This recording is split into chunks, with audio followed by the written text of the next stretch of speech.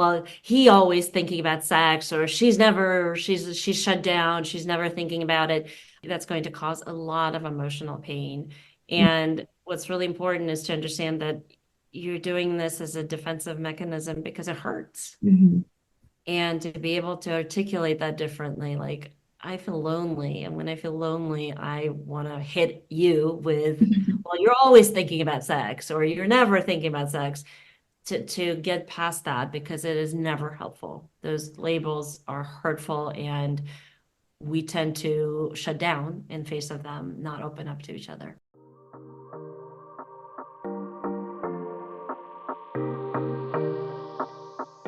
I'm Rachel, and you're listening to the Owning Your Sexual Self podcast.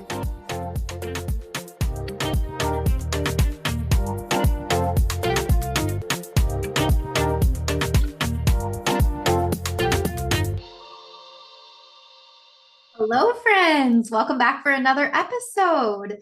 We have a familiar guest on the show today, which I'm excited to chat more with her about. If you remember, a couple months, actually over a year ago, I had Irene Fehr on the podcast, and we talked about the concept of being in a sexless marriage, what that looks like, how to avoid that from happening in long-term relationships. And most recently, she reached out and said, "Hey, I have a whole brand new fresh topic to talk to your audience about, which includes what sex looks like for the person that is highly sensitive." And I'm not kidding. The timing that this email came through, I had just gotten off a call with a client who 100% falls into the category of a highly sensitive woman. So this was perfect timing. It was like the universe was aligning, divine timing. Thank you, thank you, thank you, universe, for always having my back and always sending me the exact things that I need. And I said, yes, absolutely. Let's have her come back on the show. Let's talk about this. So if you don't remember, Irene is also a sex and intimacy coach. She weaves together somatic coaching, mindfulness, and emotional communication work, and has helped develop and successfully applied her holistic connection, sex TM approach with couples who come to her often as really like as a last resort. They're coming to her as this last resort before they turn to divorce, or they turn towards leaving the marriage or leaving the relationship. And she really helps them turn it around and then gear towards deeper sexual intimacy and passion. And she is no stranger to the issues that her clients are coming to her with, because she, on our first podcast, she actually shared her personal struggle and story around losing her libido and then ultimately ending up in a sexless marriage at the age of 39. And she's done over more than 40 podcast interviews, and she has articles in things like Huffington Post, Cosmopolitan, Refinery, Bustle, Elite Daily, and Scary Mommy. So she is, again, no stranger to this topic.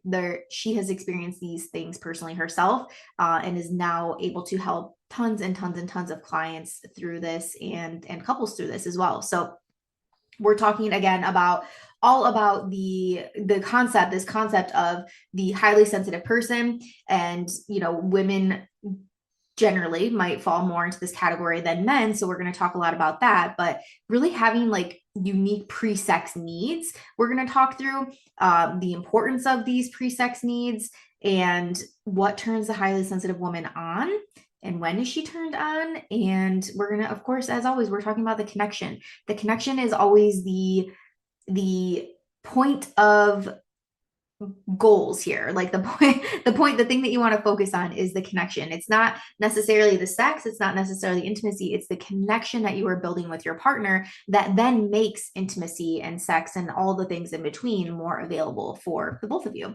Because at the end of the day, you don't want to have sex with somebody that's just laying there. They don't want to be a part of the action. They're not feeling that passion. You're not feeling like they're actually present. I know that to be true again and again after the couples that I work with. And so you want ultimately for both people to be willing willing and wanting to participate in the experience that is unfolding sexually. So anyways, all that to be said, excited again to have Irene on the show today. So without further ado, let's jump into this interview. And again, thanks so much for being here. All right, Irene, thank you so much again for coming back on the show. I know it's been over a year since you were on talking about sexless marriages. And as I was saying in the intro, it was divine timing to get your email talking about the highly sensitive person, as I just gotten off a call with a client that I thought, this is her. She falls into this category. So thanks again for being here today and coming back on. Thank you for having me as well. Mhm. So how you've continued your work, obviously. You are also an intimacy coach and a sex coach. And so I know that you're working with clients pretty regularly. How did this come up for you? How did you realize that this was a thing and an area of topic for you to explore more? Yeah, so in my work as a sex and intimacy coach, I'm a really a systemic thinker, and so I'm always trying to find trends or seeing different ways that people patterns in the ways that people are experiencing things. And so it happened to be that I was drawing particularly women, highly sensitive women clients to my practice in the couples that were coming to me, and it was typically a highly sensitive woman and a non-highly sensitive person, man. And so that was happening. And again, I was starting to see trends, but it's not out of nothing that this was happening. It happens to me that I'm a highly sensitive person. And I started to piece together some of the core reasons for why I and the women that I was working with and the couples were experiencing certain things. Again, there were patterns that were emerging, patterns around on one side, overstimulation by life. On other side, this need to connect, this deep, almost like more than just emotional need to connect, but the need for connection to be able to relate sexually to their partners. Also patterns around painful sex and how women were responding um, to what was happening in the couple with their own bodies.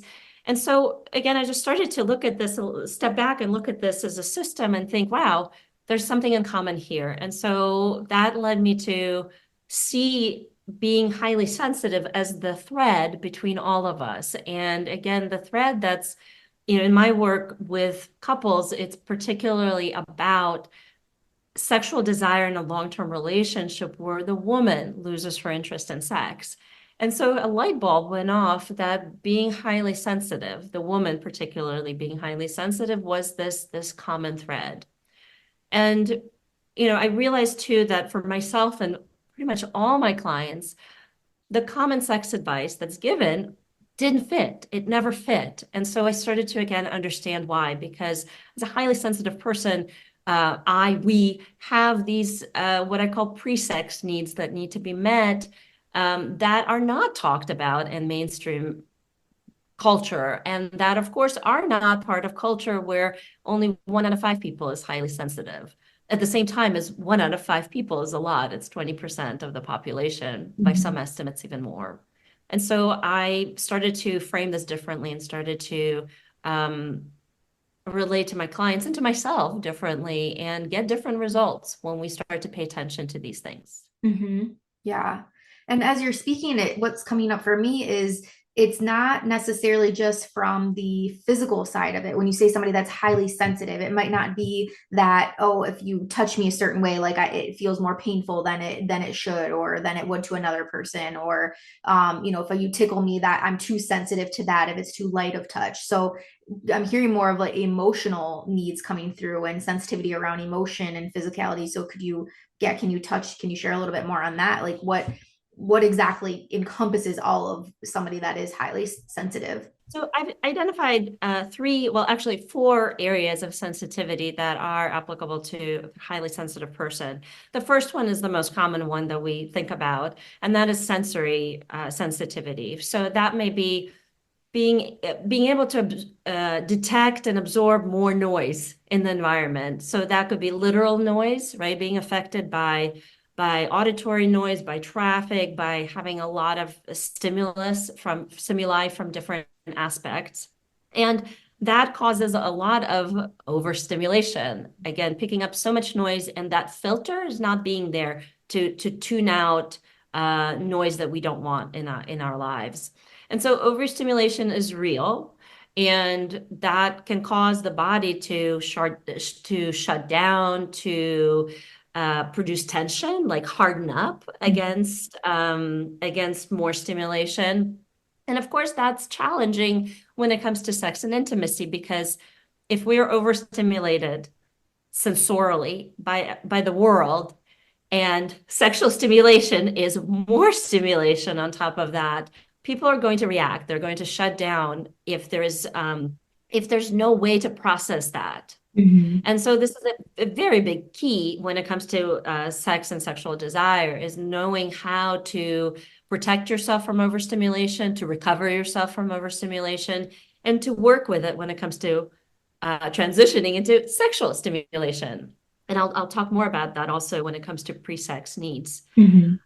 Also, some sensory stimulation shows up in sex for a lot of people as paying a lot of attention to their setting. So the cleanliness of the sheets, the smells in the room, the smells of their partners, all of those need to be taken into account. Again, because you don't want to add more overstimulation to overstimulation. So those become extra aspects to think about. Mhm. But again, that's the most common one. But there's three more that I want to talk about. And the second one is energetic sensitivity.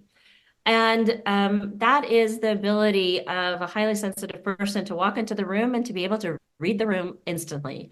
Is there tension in the room? And you know how the saying is, you can cut the tension with a knife. Mhm. Highly sensitive people can really detect that very quickly. Or the reverse, which is that when there is connection, when there's warmth, when there's joy in the room, highly sensitive people can pick that up too. So when it comes to energetic sensitivity, we can read that more, and we can also, in a way, meld and mold into it, right? We follow the flow. If the flow is towards connection, we go there. But if the flow is towards tension, Mhm. we're going to be affected by it as well. We're going to see our moods drop. So that's very important, especially in a relationship, because then if you're in a relationship with a non-highly sensitive person, you're going to be very dependent on their mood Mhm. and kind of going with what they're going through. And when it comes to energetic sensitivity too, that's also presence and connection. So highly sensitive people are sensitive to if their partner is paying attention to them, or if they're distracted, or if it could be distracted on their phone, but it could also be distracted in their thoughts, or holding something back, withholding information, withholding their emotional state. Very sensitive to that. And that can often trigger a response like, whoa, it's unsafe. I can't read my partner Mhm. because they're withholding something, and that can be very scary. The third area is related to energetic sensitivity, and that is emotional sensitivity. That highly sensitive people can, um, other than being empaths, also feel their own emotions very intensely.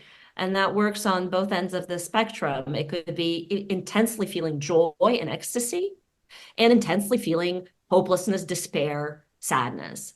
And so it is really important to know that that depth of feeling means that highly sensitive people tend to need more time to process, that they don't just snap out of it.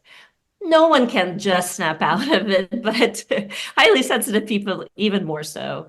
And that when it comes to relationship, it's very important to have a partner who creates space, who can hold the intensity and bigness of HSP's emotions. Mhm. That emotions are not just, again, like something to get over with or to process quickly, but that they're an important part of the experience and also the connection between the partners. When it comes to also sex, with emotional sensitivity comes the need to feel in love with a partner in order to have sex. Elaine Aron, in her book, Highly Sensitive People in Love, talks about how it's so much that sex has to have this extra element of depth, of connection, of expression of love, that it's not just an act of getting off through sexual pleasure, but that there has to be this emotional connection, this almost like a spiritual connection. And so the sensitivity allows for that. And lastly, the fourth piece of a highly sensitive person is a sensitivity to our inner life, which is called introspection, right? We can be introspective about what we're going through, and on one side that creates a depth of inner life, but on the side it could also create a kind of a quagmire effect that once you go in, you get stuck in there, Mhm. because it's just the depth of it is there. But all of these four things, of course, they apply to the rest of our lives, but it also happens to be that sex embodies all four of them. That highly sensitive people need um, to be met on all these four different levels in sex as well. That it's not just, again, this is how you are in real life. You can read the room when you go into your work situation, but that this is also applicable and it's very important when it comes to sexual connection with a partner. Hmm. Yeah. And as you're speaking, I'm picking up on some of Emily Nagoski's work where she talks about the exciters and the blockers or accelerators and brakes. And so and also as you're speaking, I'm like, I am the highly sensitive person. And I didn't even know it until you just went through all of those different components to it. I would have not have, really put myself in that category. And at first, again, naively, when this email came through and you talked about highly sensitive people, at first I thought, my mind went to people on the spectrum, like highly sensitive around that. And yeah, it's so much more than that. Yes, those people might be included in this case, but yeah, it's such a larger umbrella than just that. Um, yeah, and interesting. I think that her book Come As You Are, I think would be a great resource for people to sort of uncover what are some of these sensitivities that you have. And we're going to talk further too. If you're listening to this and you think, oh, my partner is a highly sensitive person, we'll talk through too, how can you do some things to help adapt to that and make sure that sex is pleasurable and enjoyable for the both of you, while again still being sensitive to their sensitivities. Exactly. Exactly. And I want to add too that um, when it comes to the spectrum, there's also a spectrum on the highly sensitive people, meaning that you can be sensitive to these things, then they affect you mildly to they affect you to the point where you cannot leave the house because you're overstimulated by, I don't know, traffic and city noises, or that you are so affected by people's energy that again you cannot separate yourself. So there's a spectrum on that, and of course there's overlap with introversion has some of the similar aspects, um, but not always. I'm a highly sensitive extrovert, Mhm. which a lot of the times make me very confused. I have these completely competing impulses in me. Mhm. um, and of course, there is the autistic spectrum, ADHD, there's trauma, early childhood trauma can have some of the same effects.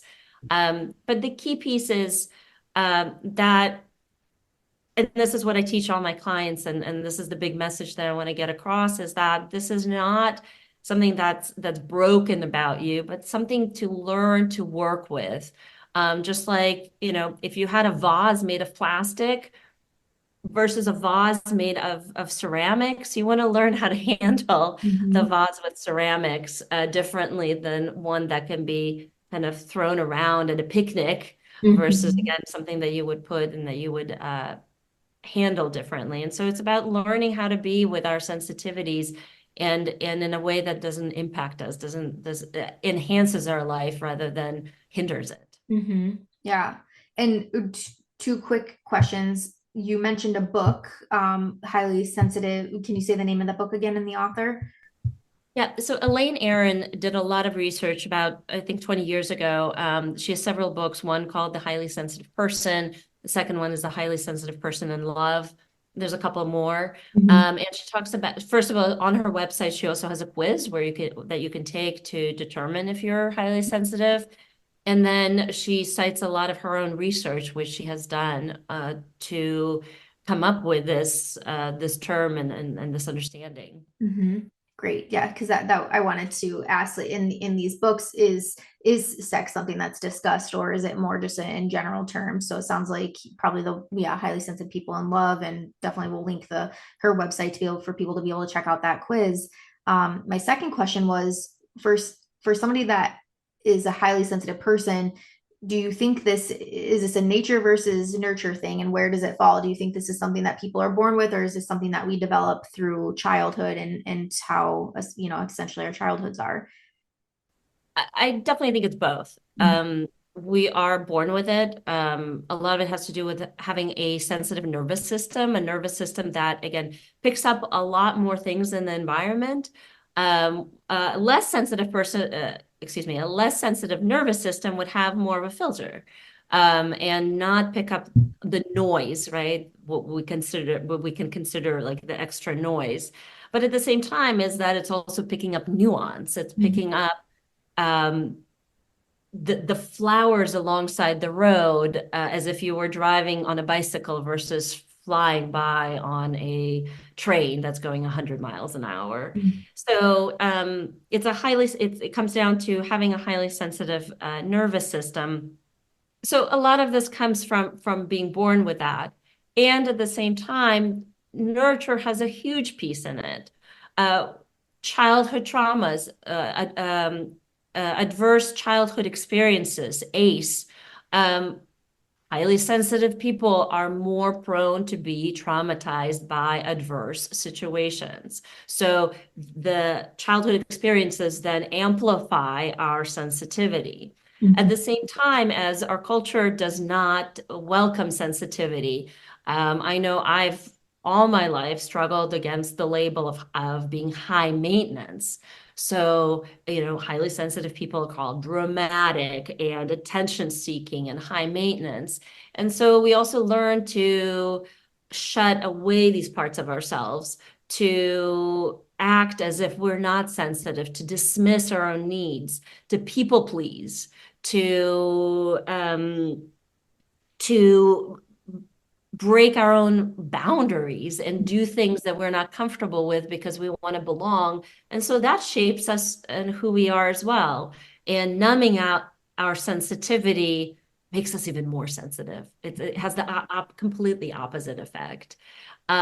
So there's a huge piece of nurture. And of course, when we learn to work with our sensitivity, that's nurture in the positive direction of helping us accept it, but also enhance our lives through it instead Mhm. of letting it hamper our lives. Mm, yeah, beautifully said. And all of this goes to say, of course, there's going to be podcasts. Listening to this might be plant the seed for you. Listening to the books, reading the books, all of that. But it sounds like there's so much more to unpack here. And so this is where working with a coach, working with a therapist, like that, is well versed in both highly sensitive people, but also sexuality specifically, is definitely going to be beneficial to people that are wanting to do this work and explore this more for themselves. Absolutely. And again, like I said, with the nurture piece, we go through so many experiences that have us disconnect from our own sensitivity or have us become even more sensitive as a way to compensate for example, adverse childhood experiences.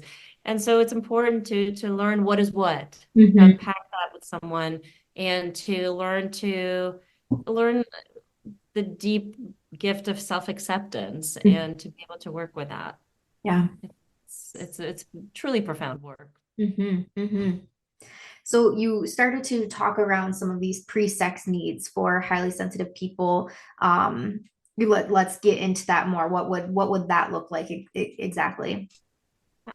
And before I answer that, I also want to say this piece that highly sensitive people are not broken sexually, Mhm. that Elaine Aron talked about, and again, the book of Highly Sensitive People in Love, how there are no differences in what turns people on, how they experience sex. So there are no differences there. But where the difference is that how highly sensitive people, particularly women, how they get to sex when it comes specifically to sexual desire in a long-term relationship. I personally have not seen a huge difference in highly sensitive versus non-highly sensitive when dating. Hmm. There's a huge difference when it comes to being in a relationship. And the key piece here, which is going to be the main theme of the three pre-sex needs, is the need for safety. The need for safety, whether it comes through slowing down, the need for safety through communication, that there needs to be more spaciousness to be had for sexual desire to develop. That it's not, again, it's very easy in the beginning of a relationship. I think that's something we talked about in our Mhm. first interview. And then that's driven by hormones. But once those hormones wane and we are vulnerably naked in front of each other, that safety becomes even more important. So that's kind of the theme of these pre-sex needs. Mhm. And so the first one is related very much to sensory sensitivity of highly sensitive people, and that is the need to transition from overstimulation of life, right? So it could be literal noises, traffic, children, work, people passing by, and needing to work with that to ground yourself. And most people never do that. They don't do that throughout the day. They don't do that when they transition from work to home. They don't do that when they transition from home life to romantic life.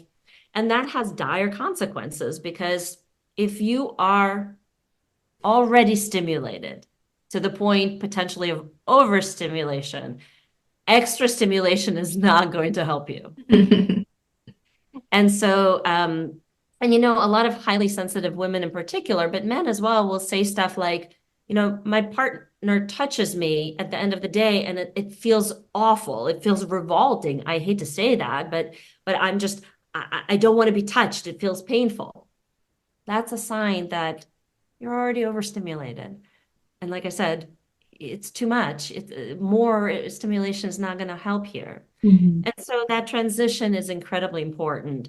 It needs to happen throughout the day. It doesn't have to be a lot. It could be just feeling your butt on the seat, taking a breath, going outside to smell the roses and listen to the birds during lunch, to ground yourself so that you can manage some of that stimulation. To also taking a break, some kind of transition break between work and getting home. And I recommend to my clients, like sit in the car for 5 minutes, Mhm. I was finish just that. thinking that. Yeah. Take time to yourself. Again, come back to yourself. Disengage from this sensory stimulation. So incredibly important. And the more of the better, but these small pauses are still very, very powerful. Mhm. The second pre-sex need, and again, you can see has nothing to do with sex, Mhm. can have really profound impact on being available for sex, being available for more stimulation, and not just have a bristle response and shoo your partner's hand away, but to actually be able to be engaged and to be able to receive touch. So again, the first one is transition. The second one is emotional connection. And the reality is, in the beginning of a relationship, we cannot stop thinking about each other. We're sending notes, texts. We are with each other at the first moment that we're available. But then a couple of years later, you're like two ships passing in the night, Mhm. where your communication is literally like, drop kids at 2. Yeah, okay, bye. Have a good day. How's your work? Good, fine. Mine is good too. Okay, good night, right? The communication is reduced to practicalities. We are not opening up to each other anymore about our heart, what's going on in our hearts or our dreams. And that has a deep, deep and profound negative impact on highly sensitive people. Mhm. Again, because I mentioned earlier, for many highly sensitive people, being in love, feeling like they're in love with their partner is important. And that's where building that emotional connection every day, cultivating it every day is incredibly important. It's not enough to just have a relationship on paper, but not talk to actually each other or open up.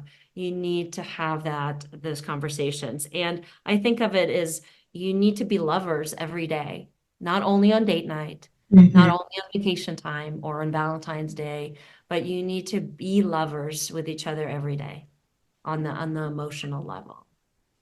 And when I work with couples, this is one of the first things that we do is we determine what are those ways that they can do that and help them establish this as a regular practice, not again a once a week date night, but doing that daily.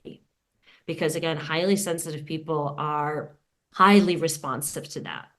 Oh, and that's one thing I also wanted to mention when you brought up Emily Nagoski's book is that high sensitivity makes people be more on the responsive end of the spectrum because they're more responsive to their environment, to the sensory overload, to the emotional, to the energetic. And so this is where it's important. You have to have something that we're responding to. Mhm. That makes a lot of sense. And then the third piece is around touch. And I want to back up and kind of summarize a little bit. So you have sensory stimulation, you have the emotional connection, but living life as a highly sensitive person in general makes us put up an armor because just too much is happening. We live, especially right now, in a world that's moving so quickly, where there's so much noise and there's so much pressure. And Mhm. so the natural response is armoring ourselves. And that is what I mean by that is our bodies tightening to protect ourselves. If we're too porous and relaxed, more things come in, we get overstimulated. Mhm. And so when it comes to touch, it's very important for a highly sensitive person to have a safe space to de-armor themselves, to have a space where you can slowly do that, where there's no pressure. There's no like, okay, well, we got 15 minutes, or we either fall asleep Mhm. or whatever the kids come in. And certainly no pressure of like, hey, we haven't had sex for a month. We need to do it now, because that is going to automatically shut down highly sensitive person. The shutdown happens a little bit differently with men versus women. For men, it shuts down their performance. They might not be able to get hard or may not stay hard, or they might have early ejaculation, Mhm. but it particularly affects their performance. Whereas for women, we just don't want to have sex, Mhm. don't want to be touched, don't want to be kissed, don't want to think about it, nothing. It shuts down the whole system completely. And so this de-armoring process is very important. And what that looks like is having touch that it does not have a goal. It's not about buttering you up for sex. It is not about getting you going. It is not about anything other than being physically connected through intimacy. It Mhm. could be a cuddle, if that's what the moment calls for. It could be sensual touch. It could be, again, so it's sensual stroking or playful touch, but without a goal. And this is the hardest part for couples to be able to relax into that space where they can just be with each other Mhm. without the pressure of the goal. Mhm. But this is where it's really important. You don't dedicate enough time to this de-armoring and then a natural blossoming, then sex for a highly sensitive woman in particular will feel forced. She's not into it. She's thinking about something else. She's bothered by everything. He's moving too quickly. He's too hot. He's too cold. Like this and that. There's just all this irritation. And that's because you haven't met these pre-sex needs for being able to be truly open, to be truly able to get into the arousal, right? So you need to, if I can map this visually, you need to wind down first Mhm. before you wind up. And if you skip this winding down or if you short circuit it too early, there's not going to be winding up. There's going to Mhm. be, okay, let's just get it over with. Yeah. Sex. And that itself then becomes a spiral where why do I want to have sex that I want to get over with? So I have less sexual desire for the next round. And then I get it over with again. And then the next time I'm like, how in the world would I want to do this again? Mhm. and the system continues to shut down and shut down and shut down. Yeah. Gosh, relationships are hard.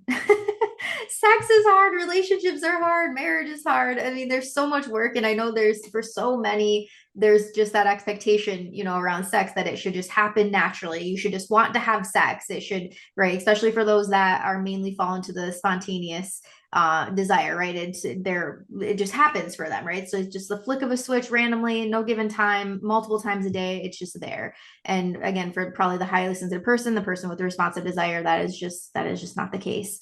And so this, I commonly talk about when we are dating, and you spoke a little bit to this, but when you are dating, you're putting in all the work, right? You're trying to get that person, you're trying to create bonds and create emotional safety and physical safety and all the things with this person. And then once you're in the relationship, as you said, like hormones stop, that sort of fizzles out. We stop putting in the work. And that's, yeah. And then, again, couples wonder like, well, why is sex feelings so few and far between? Why am I over here counting the days and the months that since the last time we've been intimate? Why do I feel so disconnected, even though we're sitting here next to each other and we're in the same room as each other? And so, yeah, just all that. I just wanted to normalize again, like this is hard. This relationships are hard. You as a person have your own things going on. Now you have this other person, they have their own things going on. And so I think at the end of the day, coming back to connection, making that your focal point, that then creates space and availability for pleasure to happen, intimacy, sex, everything in between. Exactly. And the connection piece is absolutely key, which is why I created what I call the connection sex framework. And that is that in that connection naturally happens in the beginning, but like you've been saying, we have to intentionally cultivate it and create it. And it is the only sustainable source of sexual desire in a long-term relationship because it's not the hormones. It's not that let's get our clothes off and get to sex feeling, but it's how do we um, how do we cultivate that through intimacy? Mm-hmm. And it's essential, especially for highly sensitive people, because we are so sensitive to that. We're so dependent on that. And that's also where the richness comes from, because connection will evolve all the time. It's not Mm-hmm. something you do once and you repeat, but it has a different flavor every single day, every single moment of the day. Mm-hmm. Yeah, it's the same for the person that might have a higher sex drive in the relationship. It's you don't just get sex and then never want it again, right? You don't, it's not just like that check the box. And so you helping your partner out, sitting down, having a vulnerable discussion, like the things that they need for that emotional intimacy that you were speaking to.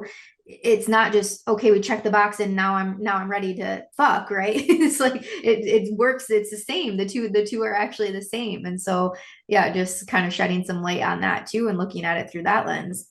So let's talk through the partner aspect of this. So somebody's listening to this, or somebody wants to share this with our partner. How can our partners be better attuned to the highly sensitive person? Yeah, so first and foremost, it's about not thinking of being highly sensitive as a problem. Mhm. It may cause challenges for sure in the relationship, but it's not a problem. It's not a defect. It's not a sexual defect. I certainly concluded that about myself when I was going through the sexual shutdown and the loss of my desire when I was married about 2 decades ago. And that's not the case at all. The fact that highly sensitive people are more prone to sexual shutdown, that's true. Again, because we're so responsive to the environment, especially absence of those things that I talked about, like connection, like transition time. But that it's not a defect. And what stems from that is a mindset of curiosity, Mhm. not contempt, not looking down like, okay, well, you're broken. See, I'm normal, you're broken, you go fix yourself. But more of curiosity, huh? How do you experience things? Mhm. What are some ways that you like you dream of being touched that I haven't touched you, or maybe that you might need to be able to transition from your day. And starting to pick up on that, because honestly, that information is all there. Mhm. You're saying these things to each other. It's just that we don't know what to listen to. it's one of the craziest things is people who come to me before they become clients, the number one complaint is I don't know what I want. Mhm. But when I ask them, they tell me exactly what they want, but they're themselves are dismissing that as valid. And their partners are dismissing that. Well, she's not saying what I want her to say. Yeah. And so we're actually missing a ton of information. So a big piece is if you're, especially if you're a non-highly sensitive partner of a highly sensitive partner, how can you come from curiosity? How can you start to listen to what your partner is saying more from, oh, huh, what would that provide for her? What would that do? Huh, what actually is she asking me rather than dismissing that? Mhm. Um, and curiosity is going to be key. Well, it's key for everyone's Mhm. relationship because we are constantly changing and we need to be curious about what those changes are and how are we evolving and what are we wanting. The second piece is about being a partner to a highly sensitive person, not a helper.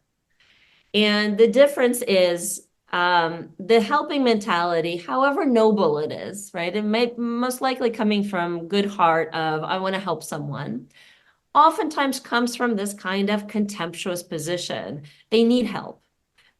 They're incapacitated, that they're not, they're somehow insufficient. And I'm okay, I'm in my full state and I'm helping someone who is, half there. And that's not very helpful. Um, it's about engagement as a partner, as an equal. And knowing that, okay, I experience things one way, my partner experiencing things a different way. How can I learn about that? How can I meet them without that judgment that somehow it's less than or somehow incomplete? And when it comes to engagement, it's engaging in those areas that I mentioned, emotional connection. Mhm. Don't help with sex. Make sure that the emotional connection is there first. Presence, spend time with each other. One of the key pieces that women tell me they need, which is, of course, also what I need as well as a woman, and that is that their partner opens their heart about what they're going through, let's say at work, their male partner. Open up about yourself, Mhm. be vulnerable, share what's going on for you, as opposed to just expect that um, you give her what she needs. So that's what I mean by engagement. Show up from vulnerability, show up from openness. And that will help, especially highly sensitive women, to open up, to relax in your presence, and to move through the stages of transition from sensory overload to emotional connection to the de-armoring, that physical de-armoring, to then being able to like, oh, I want to pick this up. She may be the one actually reaching out for a deeper kiss Mhm. than just cuddling, but engaging through those stages rather than how do I help you? Mhm. And in that, I also mean like initiate connection, not sex. Initiate connection emotionally, initiate connection physically, and attune to where she is. And know that women in general are not going to be spontaneous when it comes to sexual desire, especially in a long-term relationship, when the hormones are sexiness and all of that from the beginning are gone. But that all of these things will contribute, right? Mhm. You are preparing the soil. Trust that she's the seed, but you're preparing the soil for the seed to germinate. Mhm. Mhm. And with that, last thing I also want to add is, and this is a tough one, but couples who struggle with frequency of sex, especially when one person wants more than the other, they struggle with the problem of scarcity, that sex is so rare that every opportunity for touch gets coupled with a desire for sex. Mhm. So what that starts to look like is him reaching over to touch her, she bristles as is like, oh my God, he wants sex. And so it's really important to create abundance. So to ask for touch, to engage in touch, but to back off on the pressure, Mm-hmm. back off on coupling that with hopes, dreams, wishes that it will lead to sex. And then this is why when I work with couples, I have them remove sex off the table in the Mm-hmm. beginning because they need to learn they need to learn how to reconnect without that pressure of, again, he touches me and that means he wants sex, or he's so sex starved and touch starved that he grabs on to every opportunity as well. We need to cut that cycle, and that's incredibly important in helping couples to break out of these patterns of scarcity and bristle response and the emotional turmoil that happens when they're stuck in this gridlock. Mm-hmm. Yeah, absolutely. And two, I think last piece that I'll add here is just not looking at the person in the relationship at, just as you, if you're the person with low desire, you don't want to be looked at as a problem. Not looking to your partner that has a higher sex drive than you as the problem, or oh, he wants to have sex again, or he's thinking about sex, right? Kind of scaling back from that and allowing him, this is just how he is, right? Like this is his desire. But I think, yeah, both partners being able to take their ownership and how they are able to navigate high desire versus lower desire, that's the magic, right? And not looking at each other as if you have a problem, or not looking, mentioned like the bristle effect. Really trying to scale away from that and stop keeping track of how often sex is happening. Right, again, going back to the connection, making connection the measure, pleasure being the measure. Yeah, absolutely. And what you mentioned about those judgments, right? Well, he always thinking about sex, or she's shut down, she's never thinking about it. That's going to cause a lot of emotional pain. And what's really important is to understand that you're doing this as a defensive mechanism because it hurts. Mm-hmm. And to be able to articulate that differently, like, I feel lonely. And when I feel lonely, I want to hit you with, well, you're always thinking about sex, or you're never thinking about sex, to get past that, because it is never helpful. Those labels are hurtful, and we tend to shut down in face of them, not open up to each other. Mm-hmm. Yeah, absolutely. Well, this was a great conversation today. Again, I very much appreciate you coming back onto the show, Irene. It's been a wonder talking to you. And again, just the timing of all this. I know that this is going to be a very popular episode, just as the previous one that we've done together. So thank you for continuing your work and helping people in the ways that you do. And tell us, where can we find you? The social media, website? What do you have that you'd like to share with us? Yeah, well, my website is the central place where I have a wealth of information on sexual desire, women's sexual desire, certainly highly sensitive, what it's like to be a highly sensitive person and how to work with that, as well as my connection sex framework. And you can find ways to how to contact me and work with me there. And I also have a wealth of case studies from my clients, couples and individual women that show people what that process is like and what's possible, what's available on the other side when you do this kind of work. And I know for a lot of people, they don't even know that that's possible. So I invite people to check that out. And my website is my name, irenefehr.com. Yes. Thank you, Irene. And we'll make sure to link that into the show notes so people can easily find it. Thank you so much for this amazing stage and opportunity to speak about this topic. And I hope it helps a lot of people. Yeah, absolutely. Again, thank you for coming on. Thank you so much for listening to today's show. If you loved it, be sure to subscribe so that you never miss an episode. And if you really fucking loved it, make sure to tag me on social media at @TheRachelMain. I'll see you next week.